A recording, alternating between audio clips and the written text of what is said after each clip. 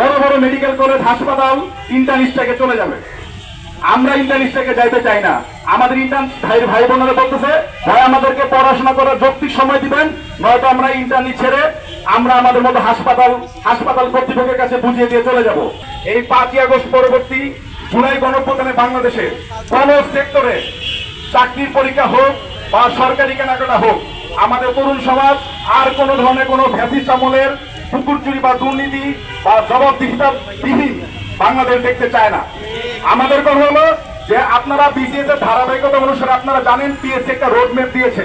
সেই রোডম্যাপে 47তম বিসিএস এর রিটেনের ডেট পর্যন্ত দিয়ে দেওয়া হয়েছে। তো আমার কথা হলো ধারাবাহিকতা ব্রেক করে আপনারা কেন 38তম বিসিএসটা 47 এর আগে নিচ্ছেন? এবং এই 47তম বিসিএস এর এই 48তম বিসিএস এর ঠিক 6 দিন পরে 46তম বিসিএস এর লিখিত পরীক্ষা আছে। সেই লিখিত পরীক্ষায় আমাদেরই ডাক্তারদের জন্য 1600 পদ বরাদ্দ। অনেক ডাক্তার যারা 48তম পরীক্ষা দিবে তারা ঠিক 6 দিন পরে কিভাবে 46তম রিটেনটা দিবে?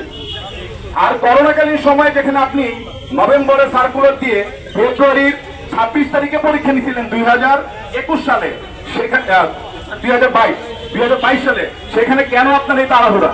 উপজেলাগুলোর চিকিৎসক সংকট আমরা জানি, বিগত 3-4 বছর ধরে বিভিন্ন পত্রিকা আলোচিত হচ্ছে। এখন আপনি 40 দিনের মধ্যে প্রিলিমিনারি পরীক্ষাটা নিয়ে কিভাবে আপনি খুব দ্রুত উপজেলা চিকিৎসক সংকট পূরণ করবেন? নাকি আপনি একটি পরীক্ষা অলরেডি সেট আপের মাধ্যমে আপনি আপনার ক্যান্ডিডেট অলরেডি নিয়ে নিয়েছেন 2700? এটা আমাদের কিন্তু এখন বের করতে হবে।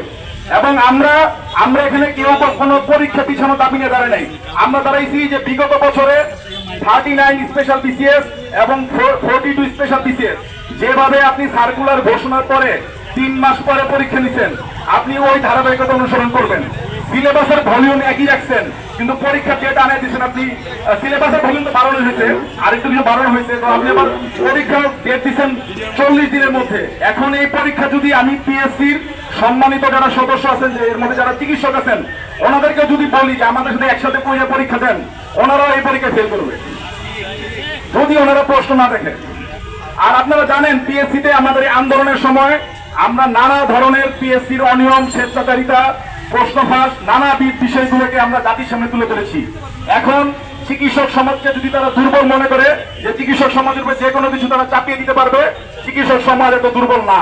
আমরা পিএসসির সামনে গিয়ে কোনো ঘেরাও কর্মসূচিও দিব না, আমরা রাস্তাঘাট ব্লক করব না। আমাদের ইন্টার্ন ভাই বোনেরা আমাদের একটি দিক নির্দেশনার জন্য বসে আছে। সারা বাংলাদেশের সকল বড় বড় মেডিকেল কলেজ হাসপাতাল ইন্টার্নিস্ট থেকে চলে যাবে।